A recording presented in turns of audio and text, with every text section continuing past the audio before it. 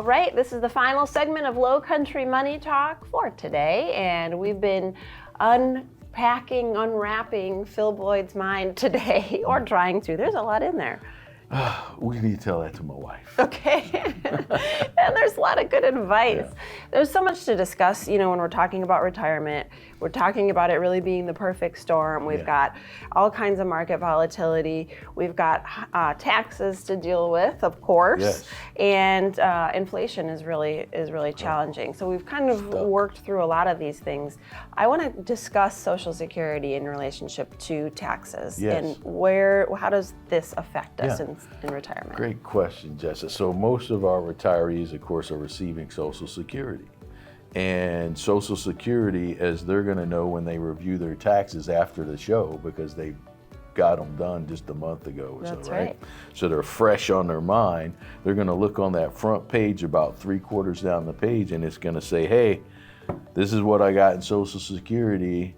And over to the right, it's going to say taxable amount of Social Security. Right. So remember on our board, if not, maybe I'll bring that board out again and we'll talk about it another time. But to finish up, if my Social Security is taxable, which most retirees that I work with, their Social Security is going to be taxable.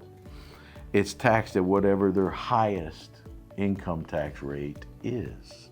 So if their highest income rate is 12%, then it's like 20,000, your Social Security is taxable. Okay, it's taxable at 12%.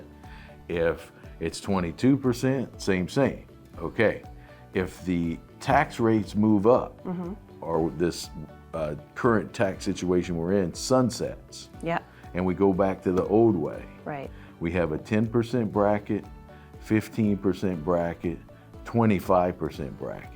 Now we have 10, 12, 22, 24, and they're wide. Yes. Okay, so obviously if income tax rates go up, you could pay thousands of more dollars in taxes just because your Social Security is being taxed. Yeah. So most people are not keeping an eye on this. So they're like, well, I know I need to do my Roth conversion and this and that because I want to lock in the taxes for now.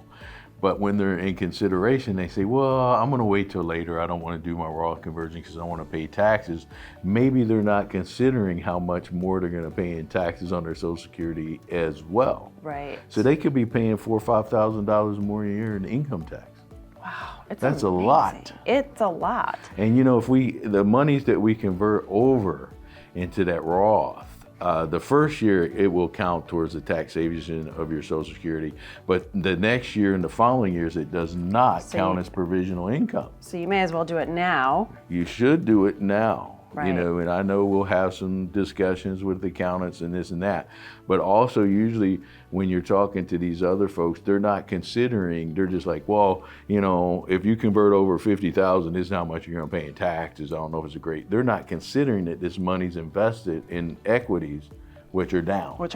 Right, Okay. Right. They're just looking at the They're just saying, 50,000, this is what's costing you in taxes. Let's put that off for another 10 years. And then you wind up in a big hole and a big mess. Right. And you're like, how do I get out of this whole mess? Because you waited. Now your equities ideally have bounced back, and now you've got more taxes on more equities, and your more required taxes minimum on distribution will be Social more, Security. which is going to cause your Social Security to be taxed more, and it's kind of a cycle. Right. So we know where we're at now. So now is the time to take care of the problem before it gets worse. To your point, it's not going to get better as far as taxes are concerned. Okay. Well, if you want to have your freshly done taxes taken a look at by Phil and his team, this is a great time to do it. You've got all your ducks in a row, everything's sort of gathered, and they can take a look at exactly where you are in your financial picture. You call Rachel, get a Revolutionary Wealth Review, and a good client, of course, for Revolutionary Financial Group is $500,000 or more in investable assets.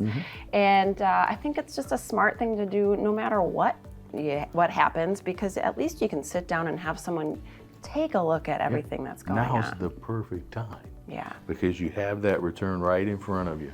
We can look at some of the mistakes that you made last year, and we'll have time this year so that we don't repeat the mistakes we made last year.